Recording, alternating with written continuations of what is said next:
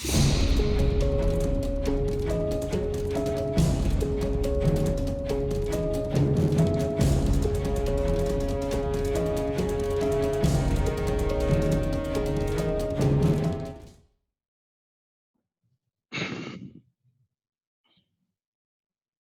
right.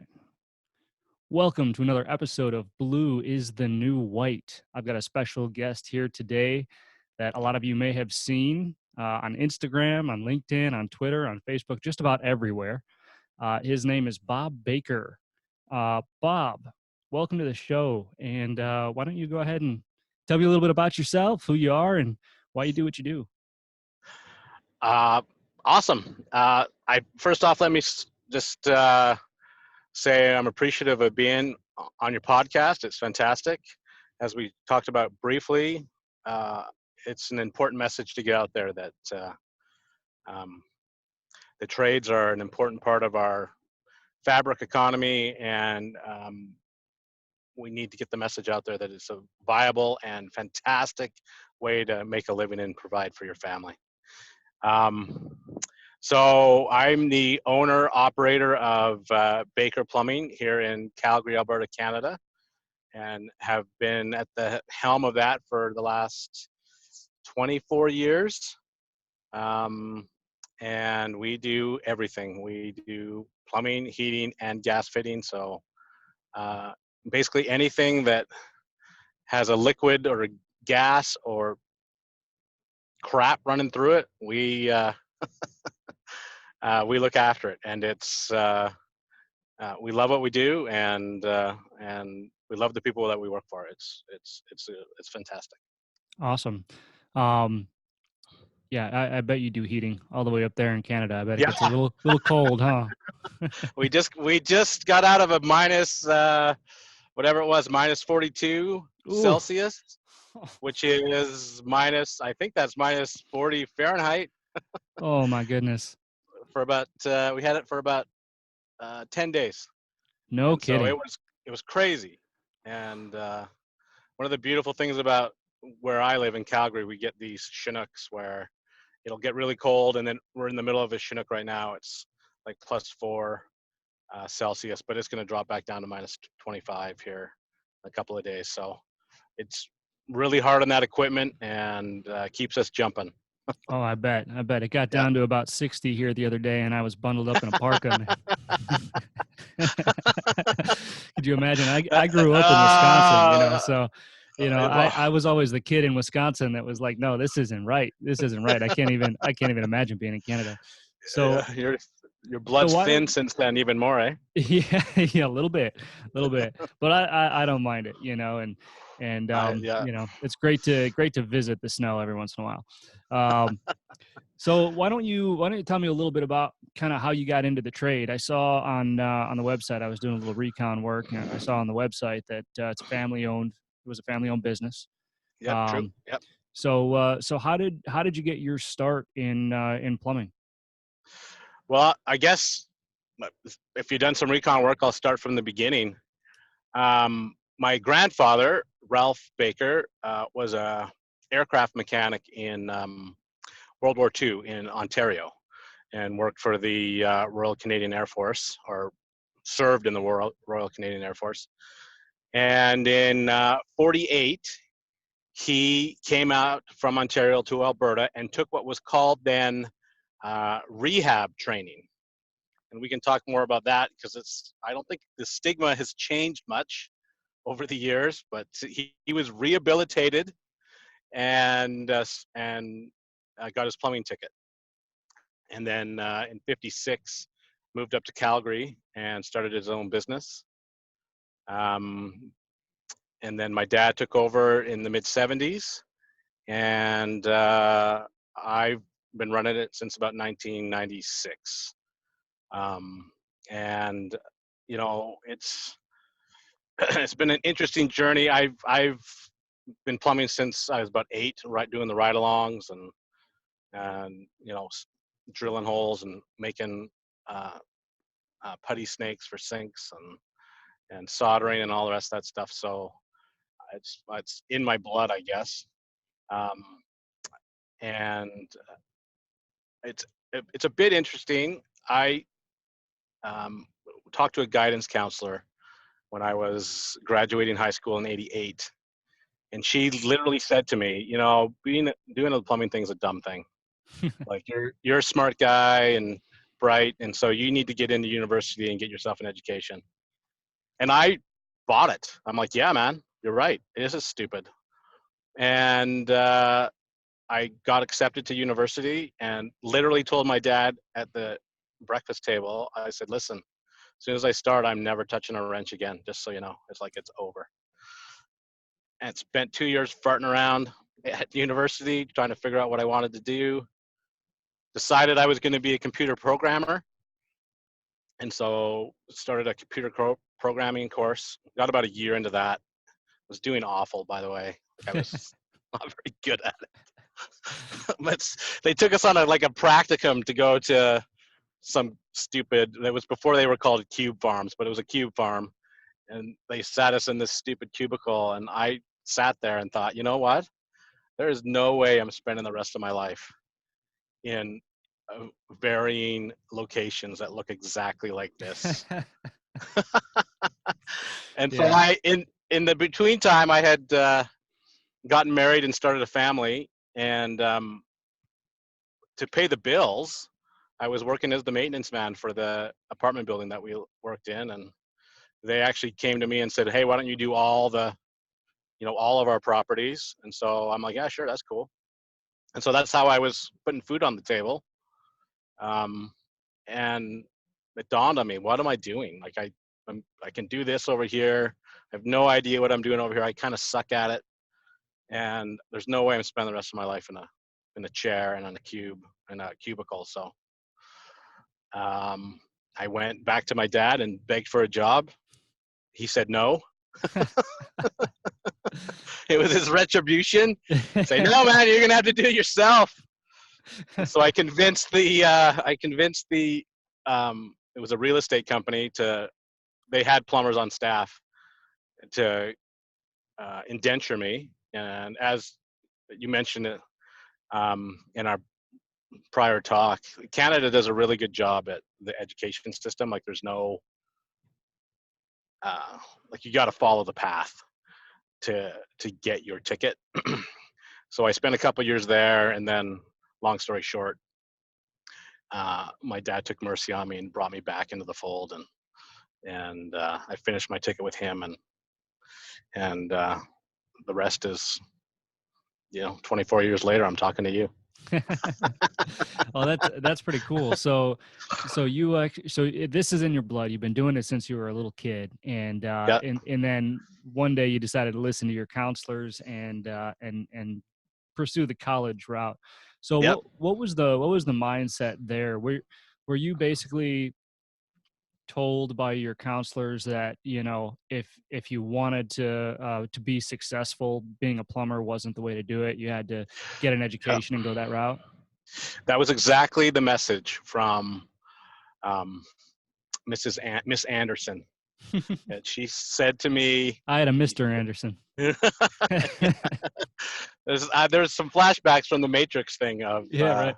the Anderson thing, but anyway, yeah, it was literally the conversation. It was a series of conversations as you meet with them as you're winding up, and you take a couple aptitude tests and so on and so forth. And she's like, you're wasting your life. You're wasting your talent if you become a plumber.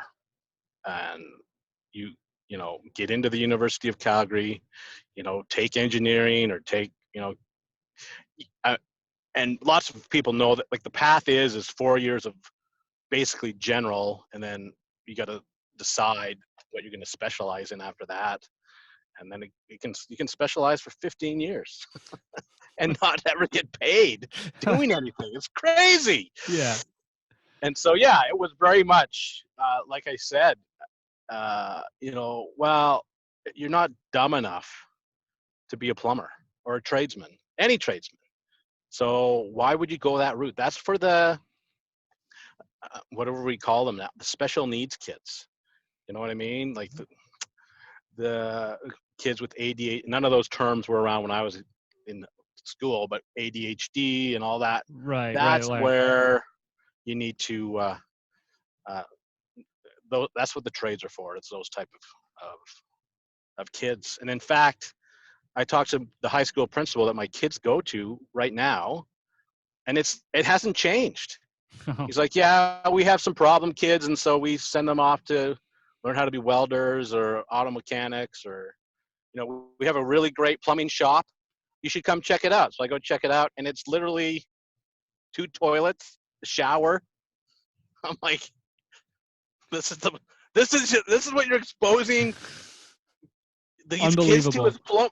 as to plumbers. Like, man, I mean, obviously we do toilets and stuff, but that is so far down the list of what we do and what's important. Like when it's -40, like there's way more important things that need to be addressed. So Oh, absolutely. And it yeah, really is unbelievable, but that mindset is still, so still, abundant, so abundant. I mean, it just, it kind of goes to show, where the stigma came from. It's like, it's being reinforced every day in the schools. I'm curious. So when you came home eventually at some point at one day and said, I don't want to turn wrenches anymore because I'm too smart for it. What did your dad have to say about that? you know, he my dad was great. I was the oldest, and legitimately, I had spent 10 years working with him as his gopher. I knew where every tool was. I knew, you know what I mean? I could dress the sinks and do all that, drill all the holes and mark it all out and all that sort of stuff. And so I, it's all I knew. So I think he was supportive of it. He's like, yeah, man, do it. Let me know how it goes. And it was sort of what lots of us have to find out is, that's a dumb idea. If he had told me that, or had said that out loud, I might have tried to finish that out of spite, just to say, yeah, I did it, man, and you were Right. wrong, and I'm smarter than you. But that's he was like, yeah, good, do it. Let me know how it goes. We'll pay for your first semester. After that, you're on your own. So yeah, I I think that was I think he knew. And he did. He did say when I came back to him, I said, "Dude, I'm done. Like, you need to bring me back, and I need to finish my apprenticeship." He said, "No, man. You wanted to finish this. If you really want to come back, you got to prove to me that this is like you're not just bored or tired or looking for a way out. Like Right. we won't be the fallback, because that was sort of the conversation of well, I can't do this, so I'm just going to do plumbing. You know what I Right, and mean? that's Like, what we wanna try to avoid these days, right? We yeah, we don't yeah, want the trades to be seen as what you can do if you can't hack it, you know? yep, And, it sounds like your dad had the right mindset, of, enabling you to do what you thought was best and on your own terms and stuff like that. You know, yep, I say that a lot, in my book is that, you know the best thing that we can do, especially like me being in the trades, you being in the trades, best thing that we can do for our kids is inform them of everything that we know, and let them, give them the information to make a decision for themselves instead of trying to force them down the path, or either path really. yep. Yeah, it's true. I mean, in my own life, my oldest boy is 22, and he'll finish his ticket in May, and he was that typical, uh, didn't really want to know what he wanted to do. His buddies were into video games, and you know what I mean. All that sort of, and I don't want to stereotype that generation, but I'm like, that's No. great. You can play video games if you want, but if you're living in my house, then you're doing something. So you're going to come work with me. If you don't want to, then fine. You need to. What's the other plan? But the other plan isn't. I'll be up by about 10, do some chores for my mom, and then, you know, I got to make it to the next level of whatever dumbass game is out there right now. to feel gratification, right? Yeah.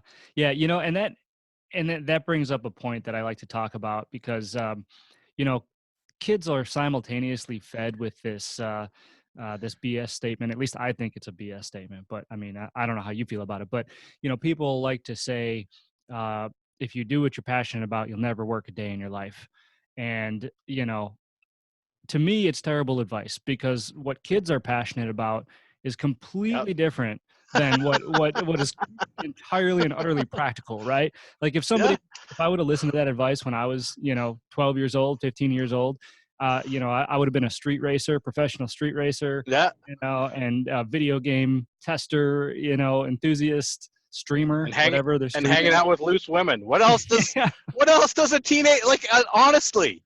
yeah, And I don't, you don't want to be crude, but what else does a teenage boy want? right, Right? right. Right? Like, And it's being funneled into their brains. It seems like yeah, that this is the way, this is what success is, this is what happiness is, when it's far better suited if we say, you know you got to find the balance between practicality and passion. Find the passion in what you do. Like I don't enjoy fixing fryers.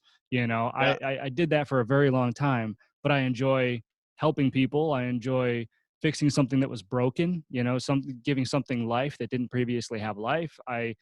I like building something bigger, improving myself. Those are all passions that I can find within the nasty, greasy, dirty shit of a fryer, believe it or not. And that's what it is, right? And so we need more of that mindset, I think, for the youth these days than hey, just find what you love and do that forever, Well, and that's the whatever the vernacular is.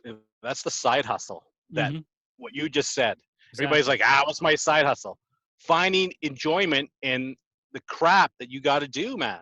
Yeah. Like, that's the amazing thing about the trade, as you alluded to, is the people that you meet. Like, you're working on a fryer, and I'm working on a hot water tank or whatever it is. I mean, there's anywhere from 3 to 15 people that are like counting on you to fix that, and when you do, I mean, it's an instant forged relationship, right?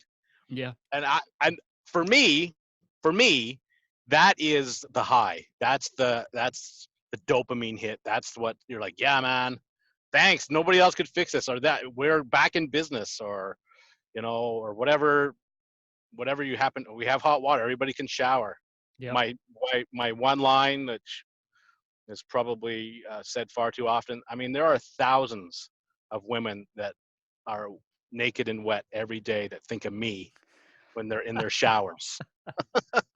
And I've said that to young women, to old women. They all laugh, but it's like it's satisfying to know that you can walk in and fix something, and it Absolutely. works. And now all I can picture is this meme of you that says, "If you're naked and wet, you're thinking of Bob."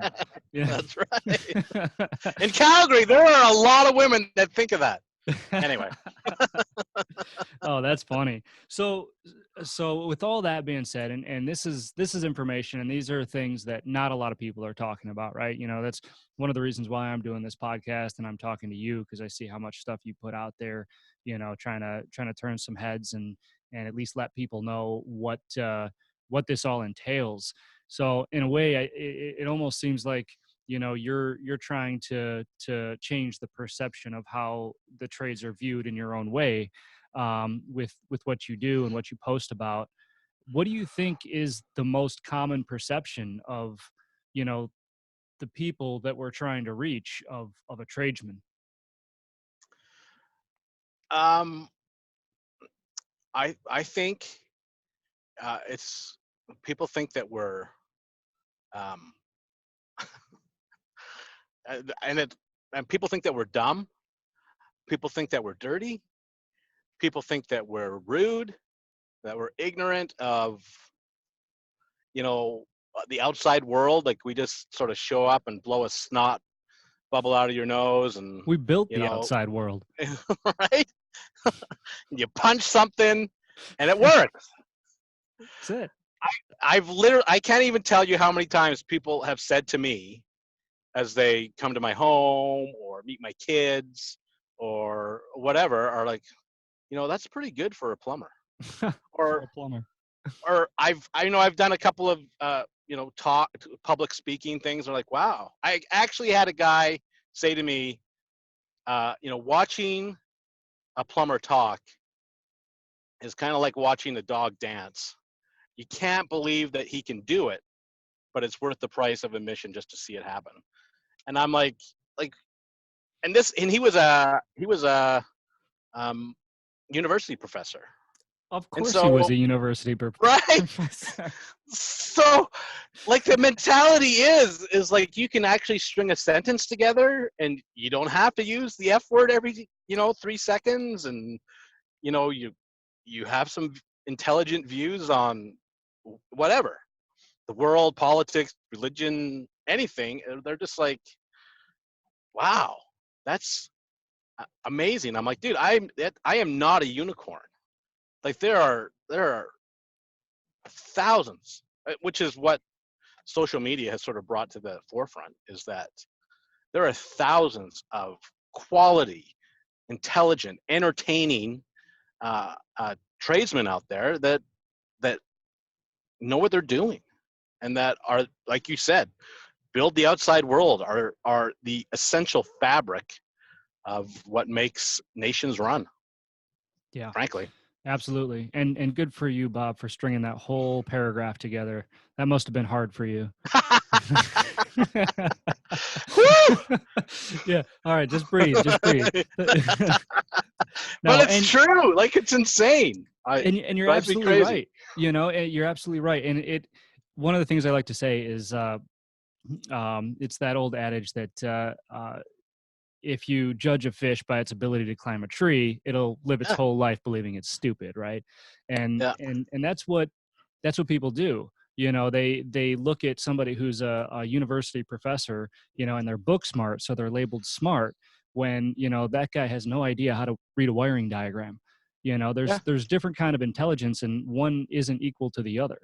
And that's the thing in the trades as well, is that you know like Liam Neeson says, we have a very special set of skills, yeah, and and it's true. We do things that a yeah, lot of people can't do, and it's all to serve, right? And I think that's the biggest thing that makes the impact today, because the younger generations, everybody's about helping people, everybody's about bettering society, changing the world, all of this stuff, and there's no better way to do it than being part of the industry that actually manufactures it, yep, civilization as we know it. And so I think if more people knew that, those perceptions could start to dwindle a little bit, or at least the winds could change in another direction. So yeah. I um think I will disagree with you on one thing. We have the skills that you said. We have the skills that most people can't. We have the skills that like almost no one can do. yeah, No one. yeah, I had a conversation with a guy who said to me, and he was a successful um, businessman in the telemarketing field. He said to me, Bob, you work for a living. I think for a living. And, lost my mind. I'm like, what does that mean? Let's walk down to your boiler and you tell me how this works, right? Because, you know, well, cold goes in and hot comes out. I'm like, congratulations for thinking for a living, right? Now I'll go back to working for a living. So I mean, those are successful mentors that are telling our kids or the next generation those same fables. Like, it's just not true. right, If right. you go back and go ahead. No, I was just going to say, I make that analogy in my book too, of what, like, when somebody's depicted on TV of trying to disarm a bomb, right? Conveniently, they only have two, maybe three wires, and is it going to be the red or the blue? Which one do you cut? You know, when Right. you know as well as I do, when we open up some of And these, it's a flathead screwdriver, by the way. oh, yeah, that's absolutely, you know, and and you know, but when we open up this equipment, I mean, sometimes there are hundreds or even thousands of wires depending Thousands. on Yeah. what we're working on, and it doesn't help that they're all the same damn color, you know, so it's not like we can Pink just with an orange stripe or orange with a pink stripe. That's what you're that's a, looking for. there it is, there it is, you know, so you're absolutely right. You know, to say that, oh, all we do is work for a living. We don't think for a living. No, it doesn't take any effort up here. You know, it's Yeah, unbelievable. it is unbelievable. And I mean, so the argument that I've had with people is that for thousands of years, our current education system is what, a couple hundred years old, maybe, whatever it is. I don't know.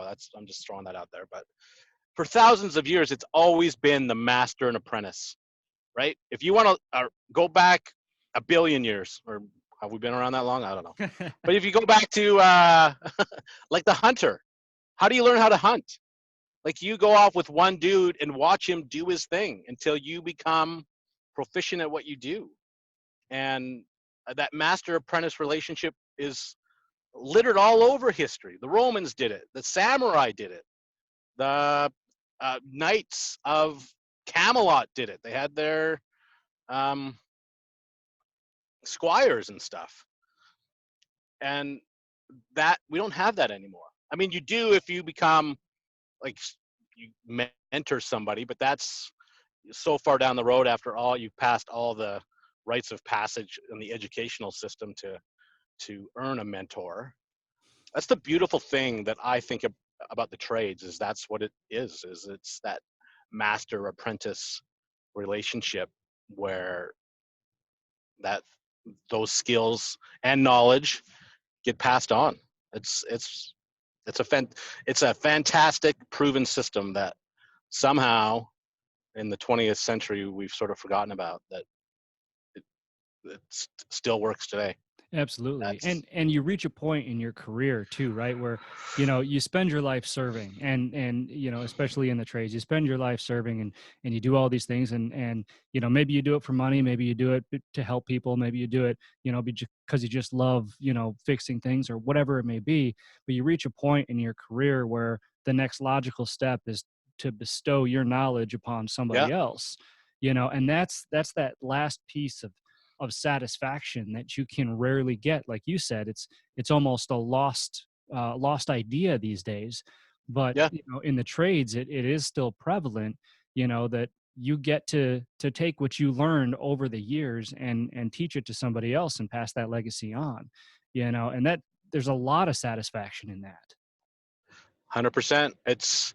I mean, there's no other place that I know of that's an opportunity. Like when my telemarketing or uh, my telemarketing exec retires, like they're going to give him a watch and a basket of fruit and say, "See you later." He may have some opportunities consulting, but as a trade, like that's literally the phase I'm in. Is like, hey man, this is how you do this. This is how this works. This is how and you have to, and the challenge is for me is you got to incorporate 30 years of working in the trade with what's come out. I mean, everybody's at that AHR show in Florida right now, and I mean the stuff that comes out's amazing. Unbelievable. It's fun, It's fantastic. right? And Yeah. so you got to incorporate that into what you knew before and make it work and make it better. And I mean, that's just proof to me that it's not going anywhere. Like I think those manufacturers of equipment and tools and um, the disposable stuff that we use in our trade, I think those companies have sort of figured out the same thing, that hey, like there is so much potential here that it's untapped. And I mean, I've seen innovations in the last 5 years that I wouldn't even have like thought possible. Yeah, yeah, that and you're a, like, a growing industry with a dying profession is a recipe for disaster. yep, And that's what we're seeing now with this skilled trades gap and everything. Everybody yeah, being pushed towards college and all that, and it makes it very very tough to advance civilization as quickly as it could be because we're not able to see the talent. We're not able to find all the talent. You know, right. And that's the message that I had, or the discussion I had with the principal of my kid's high school is I'm like, dude, like we don't need, we do need the ADHD kid and the troubled kid and get him working and whatever. But we need the nerd. Like yeah. we need the guy that is you know like super smart, because if you want to see what's happening over here, it's not bloody toilets and sinks, man. Like those are great. And I'm not bashing. Like I saw some of the taps that they're coming out with and the sinks. I'm like, holy moly! I mean, I don't know what the price tag of those things are, but but still, I mean, it's obvious that the technology that goes into that stuff is mind-boggling. Hmm. And as you know, and I know, I mean, that stuff's going to need to be serviced and fixed and maintained. And that's where we need those guys that are the nerds, if you want to call them that, that Absolutely. are super smart. Um, that we need those guys in the trade to uh, like you say, keep that industry growing and thriving. Yep. If you don't have anybody to service it, then it all becomes junk when it breaks, right? Yeah, and coincidentally, those are the specific ones that are pushed the hardest towards college. Yeah, Even if that's not what right. they want. That As soon as you're that was deemed the smart, message to me, right? right?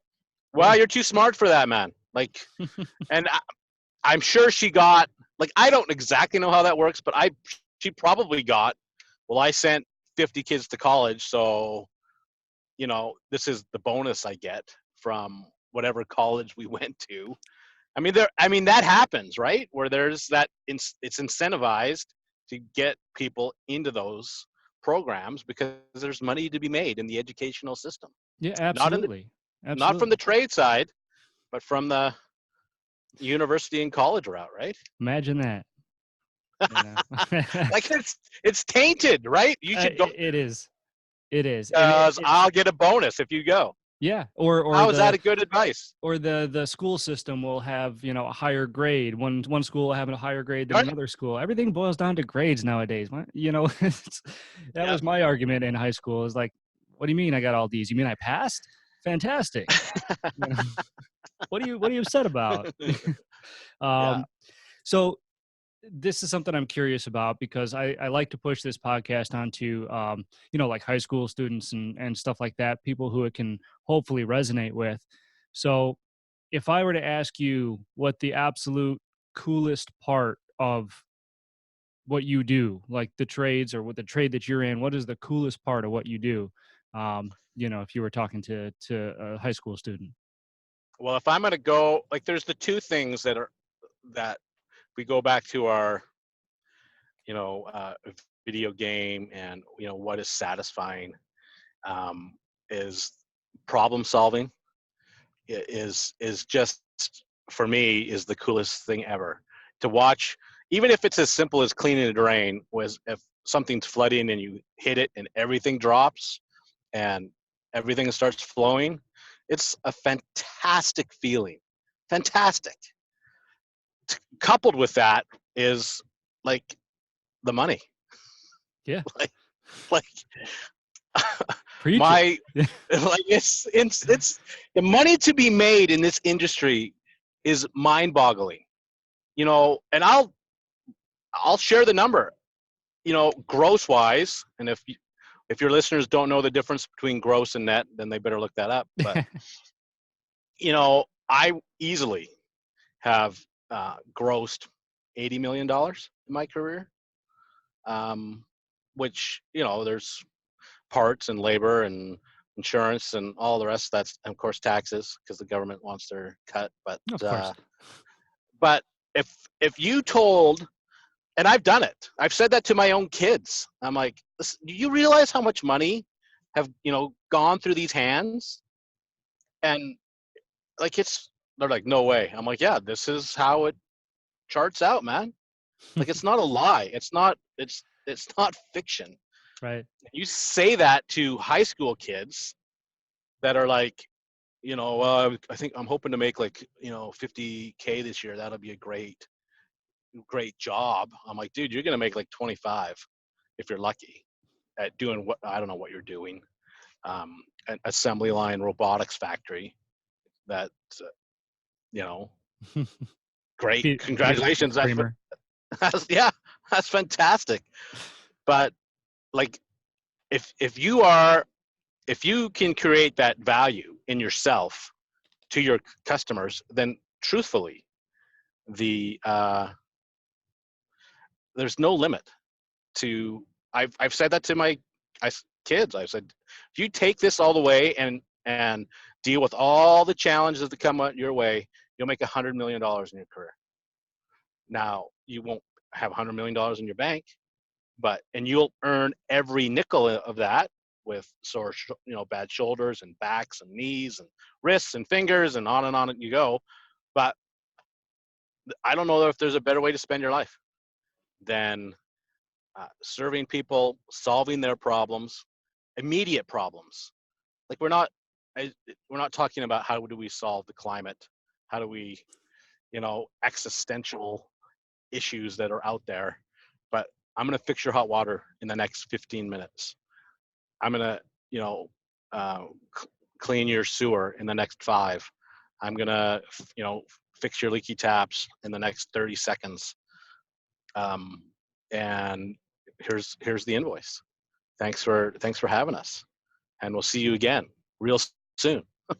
because there's always the next problem. So that's when people have that's the disconnect when people have worked for me, when they say, wow, you live in a great spot, you live a great life. I'm like, yeah, dude, but you're gonna work.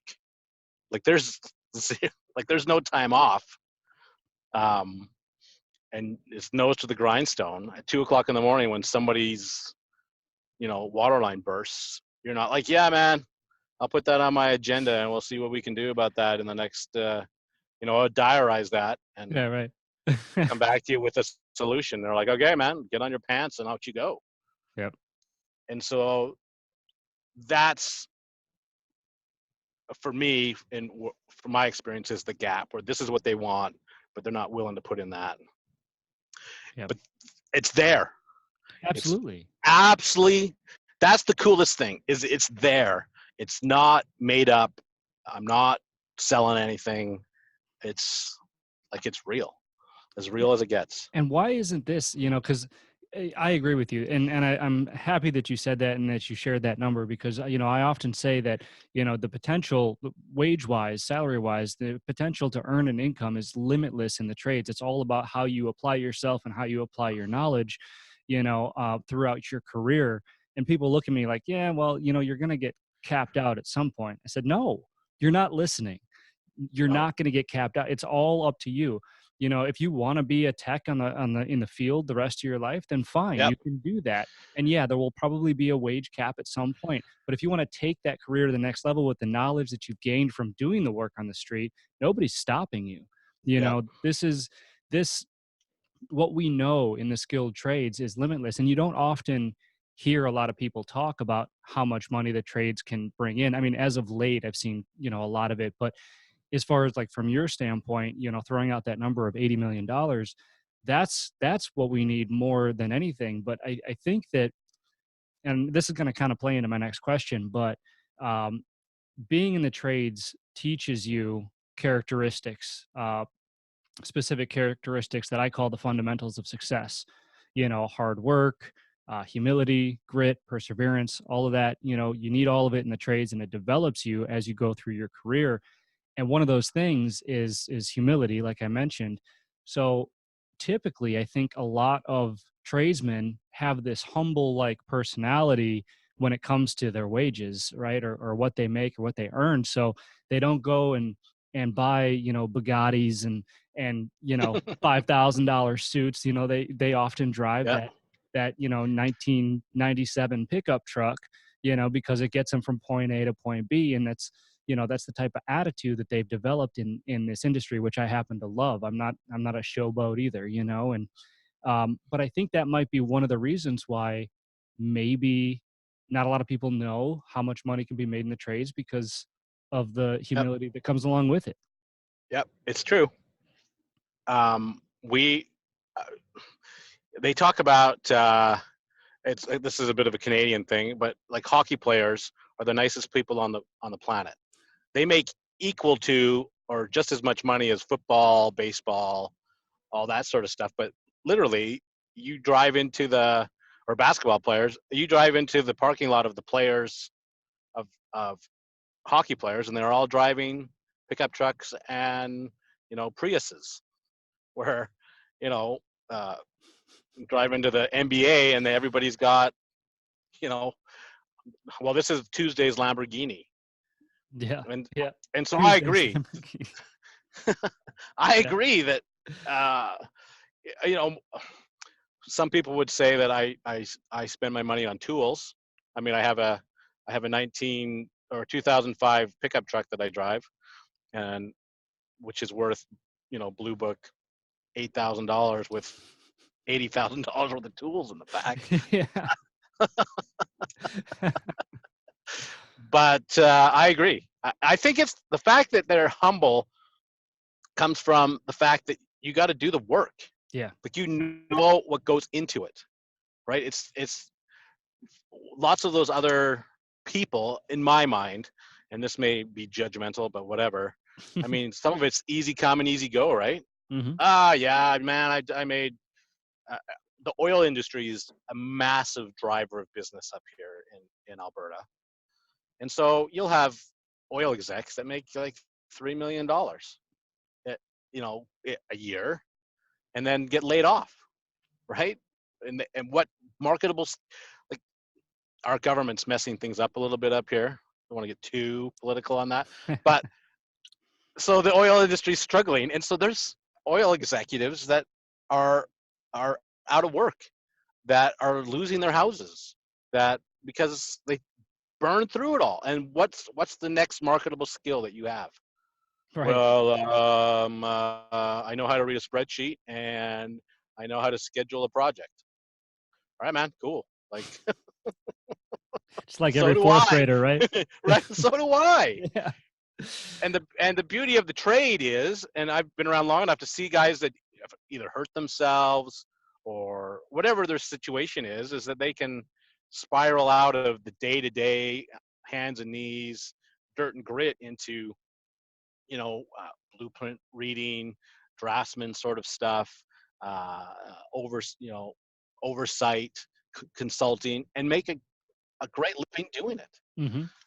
And it's not seamless by any means, but you literally have the foundation to spiral off into whatever sort of suits your fancy, right?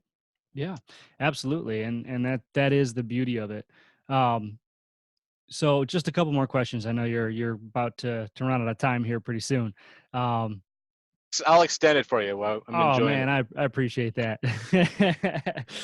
Where do you find the time? No. So I'm curious to know what you would say the most important lesson that you learned as a result of the trades is. The most important lesson. Yeah. Um, the most important lesson I've learned is I can do anything. I would say, no matter what the challenge is, and you're a business owner, and so that there's a tradesman and then there's business owner, and there's two unique set of problems and challenges that you need to deal with. Uh-huh. But but I've been able to take, as I suspect you have, is take that can-do attitude of I can fix this into your business owner hat and say I can fix this and I can make this work and there's always a way. I mean, there's where there's a will, there's a way, right? Yeah. And I honestly, to today's youth, sounds weird to say, youth, uh, you can do anything. And I think it's not follow your passion. It's not find what makes you happy. It's listen, you can do difficult things. You're going to need to do difficult things. Hard times await. Challenges that I have no idea what's coming around the corner are coming, whether it's for us generally or for you and me specifically as business owners or whatever. Like that, there's no end to the problems that we deal with and that await, and things have happened to me that I could not even fathom that would happen. And yet, because of sort of that, it's that training of you can do it if you sit down, find a quiet space or get back into your head, you can fix it. Yeah. That's the lesson, is Yeah. that not that you can do anything is seems a bit millennial. Is that the wrong word? But you can do difficult things. You will need, if you're going to be successful in any field, you're going to need to do difficult things and hard things and Yep. things that seem impossible until they're done. And Absolutely. until the Absolutely. moment, it'll be like, I don't know how I'm going to do this. And you do it. That's it. My dad said to me, one of the best lessons he ever taught me was nothing in life worth having comes easy. Yep. And it resonates with me every day because you're right. I took that mindset of, after I learned how to be a technician and I learned how to fix equipment and, fix problems, I that transferred seamlessly over to ownership because as soon as a problem would come up, it was almost instinct. It was my responsibility to fix it, and I couldn't Yep. stop until it was fixed. And Yep. whether I'm fixing an oven or whether I'm fixing a spreadsheet or a balance sheet or whatever, fixing is fixing. And like I said, that's one of my passions is just fixing. It doesn't matter what it is. Yes, 100%. That's my dad didn't really have a cute little saying for that, but if I would say I don't know how to fix this, he'd like, all right, well, I'll be back when you figure it out. And he would literally leave the room Yeah. or throw the spec sheet at me, or you know what I mean. Yep. Here's the instruction manual. Figure it out, man. Like that was, I guess that was his tagline for my whole Figure it out. career. Figure it out, man. Oh, I love that. That reminds me of my dad so much. So mad. Like I'm like, dude, what the f? He's like, dude, figure it out. Like, I'm not going to tell you how to do it. You figure it out.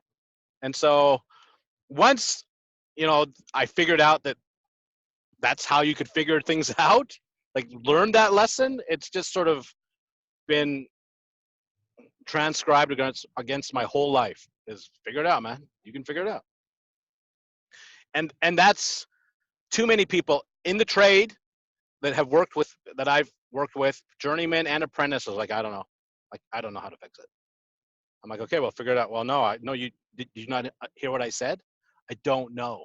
I'm like, okay, well, then that's where you've decided to stop.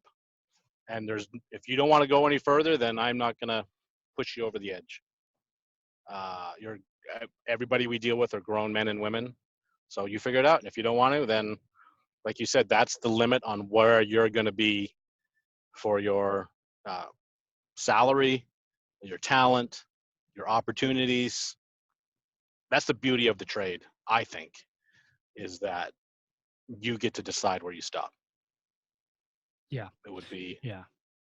And that is cool. I mean, that is and that's I'm glad you brought that up too. I remember a specific circumstance where I had just started, right? I was just learning, so I didn't really know anything about what I was doing.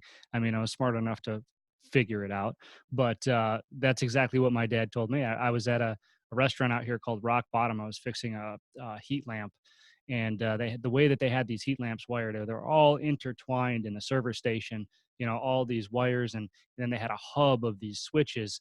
And I called my dad and I was like, I don't I don't know how to do this. Like, I can't figure out, where it is. And same thing, figure it out. Click. I'm like, oh Yep. shit. Okay.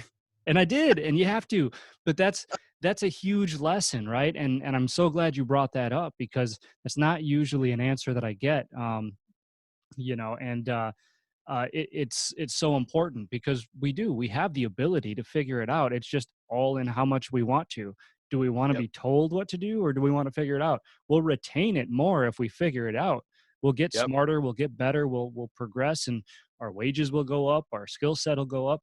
Figure it out. That's the other meme of you. Figure it out, Bob.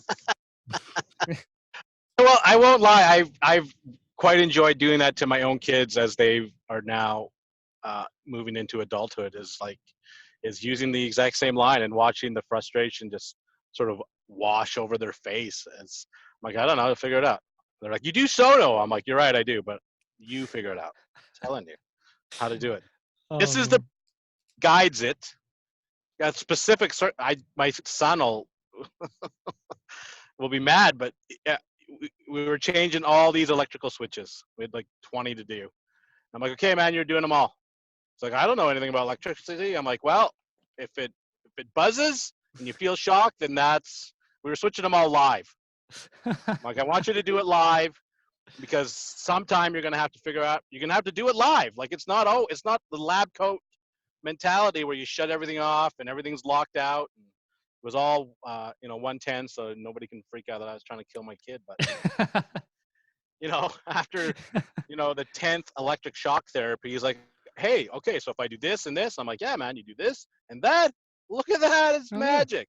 Oh, shit. I And he's used like, to yes, I. I used to stick my finger in the outlet just if I didn't have a cup of coffee that morning. Oh, that's better. Yeah. So you're right. That we learn by doing. That's the beauty of the trade. That's that whole master apprentice thing where you want to learn how to do it, then I'll give you a couple of the techniques, and it'll take you your whole life to master those techniques so that you're viable and hireable Yeah. is uh, is what needs to be um, transmitted to the youth of today. And that's what we're trying to do here. So, Yeah. very last question, and then I'll let you go. I'll let you get back to it. I'm always curious to know, and I know that we've talked a lot about it, so you might have covered this earlier, but I like to know personally how it is that you define success and how the trades achieve that for you. That's a pretty easy one. For me, my success is my family, my kids. Um, I mean, I come from a big family. I'm the oldest of six, and we have five. And just to watch, to be able to have provided for them, um, and then the beauty of being a business owner is, despite everything that we've just talked about, it has provided the flexibility for me to, attend every one of the basketball games and every volleyball game, and just be supportive to them and know that they matter to me, and know um, that even though I'm a jerk and hard on them and expect lots of them, that I love them, and they're everything uh, to me. And so that's you know the trade life has allowed me to uh, have a big family and to and be intimately involved with their lives. I sleep in the same bed every night. You know what I mean? Well, mostly, unless I have to leave at 2 o'clock in the morning or whatever the case may be. But there's no, I'm gone for 6 months to do this or whatever, and that's a luxury that not everybody has. But um, it's it's it's fascinating to watch um, them go from little balls of flesh into um, uh, functioning, intelligent, opinionated, hardworking individuals. It's been a fantastic journey, is what is. you know, I hope that's what they. If I died tomorrow, that's would be what my greatest honor is, to be a father. Well, now it's on the record, so you know. No, I think Right? that's a wonderful, wonderful answer. And it's a true testament to, how the trades can provide success, no matter how it is that you define it. So that and that resonates with me too, with my family, my kids, you know, just more than I ever imagined. I didn't know what I was getting into, but I'm sure glad I got into it, Yep. and that's where it is. So we'll wrap it up there. Bob, why don't you tell people where they can find you? Well, as you said at the beginning, we're all over the place. Our website is bakerplumbing.ca because we're in Canada. And obviously, Instagram, Baker Plumbing. LinkedIn is Bob Baker, which is how you and I hooked up. And then Twitter. And we tried the TikTok thing. I'm not sure that's going to work out because it's. It's a lot of time, right? It's a lot of I gotta platforms I already. gotta start narrowing my focus into what I deem is worthy of what we're doing here. But yeah, it's been great, and we're happy to um, uh, associate. That's been the fantastic thing. Frankly, one of the biggest advantages of the trade has been the community that has manifested itself in social media. Yeah. Um, it's just been a delight to meet everybody. There's been a few meatballs, but that's how Always is. that's how life goes. But yeah, it's been entertaining, it's been educational, and yeah, I look forward to whoever wants to hit me up and tell me I'm a bonehead, and And we'll take it congratulate from you there. for being able to read and speak. Yeah, yeah. I don't think we swore once in this one, did we? I think I I think said F once. I think a couple times. Yeah, so no, we did okay though, We did considering all that right. we're tradesmen. So, We're dumbass tradesmen. Damn it. uh, well, Bob, man, I can't tell you how much I appreciate you taking the time out of your day to talk with me. I think my listeners are really going to enjoy this, and you're a true testament to what it means to be a tradesman in this day and age, and more people just need to think that way. So, thank you so much for your time, and hopefully we can do this again sometime.